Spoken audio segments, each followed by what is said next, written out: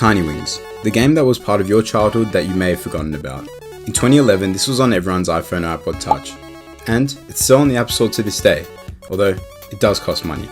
I wanted to replay it, but I wanted it to be different, something new, so let's remake it in 3D. The first step to recreating Tiny Wings is to make our bird, so there was only one place to do it, the magic of Voxel, if I could get it working. Shout out to this guy for helping me get it open on Mac, link in the description. This was my first time using Magic of Voxel, so please don't judge too hard. And finished. Look at that side profile. Perfect. I imported the plane into the project, added a plane for it to move on, and a skybox. That was good enough progress for one night. Next, it was time to get the hard part done, the terrain generation. I wanted to recreate those infinite wavy hills just like in the game. This was going to be difficult as it needed to be endless and procedurally generated. So we called upon our best friend, Noise. What you might think looks like a bit of fluff from your carpet is actually random gradient vectors smoothly combined across a grid.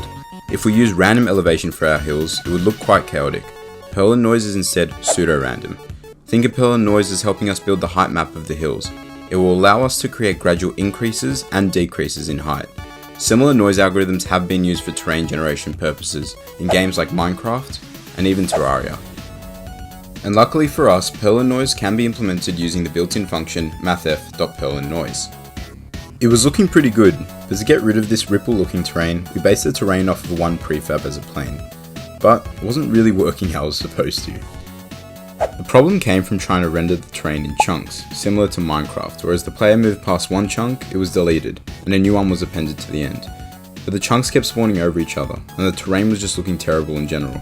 I found the bugs, and I was able to come to something way better than I imagined.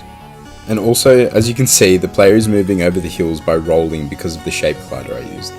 It kind of grew on me over time, so I just left it like that. Now that that's all done, let's move on to the environment. I had a few ideas on how I wanted to implement the environment, but I wanted to keep it simple, with grass on either side of the player, with hills in the distance. I played around with the colouring, lowered the clipping plane of the camera, and it was starting to slowly come alive.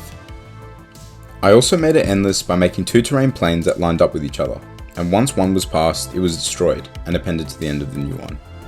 To also recreate the feeling of falling leaves as seen in the game, I implemented a particle system to give it even more life. I also played around with trees to give it a foresty look, but I didn't really like the end product, so I removed them. Then, I added a simple score counter that mapped the distance travelled along the Z-axis for the player. Next was the materials. In Tiny Wings, the hill terrain that the player ascends and descends is made of different coloured stripes. I wanted to recreate this and played around with a few types until finally I settled on this one. This really helped keep that arcadey playfeel of the game. To finally finish the environment off, I made some hills using the terrain game object inbuilt into Unity. I played around with it until I thought it was looking pretty good. The last thing to do was to add the aim of the game, to outrun the darkness. I didn't really know how this was originally coded into the game. Does the sun just go down at a constant speed, or does the time it takes to go down speed up over time? Fortunately for me, it seemed like a few people on Stack Exchange had already taken a look into this. It seemed the sun went down at a progressively faster rate on each island. Now in our implementation, we didn't have islands, so we just made the sun go down at a non-linear rate, so as time went on, nighttime would eventually approach. I added this game over screen to restart the game, and the player can also outrun the oncoming nighttime if they start to gain momentum.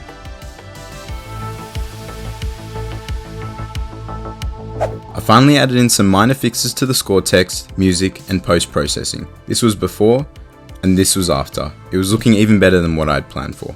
And we were pretty much there. I hope you guys like it. I know that the game is a little unpolished and can definitely benefit from an improvement to the player physics and the island hopping, but I was having fun playing it.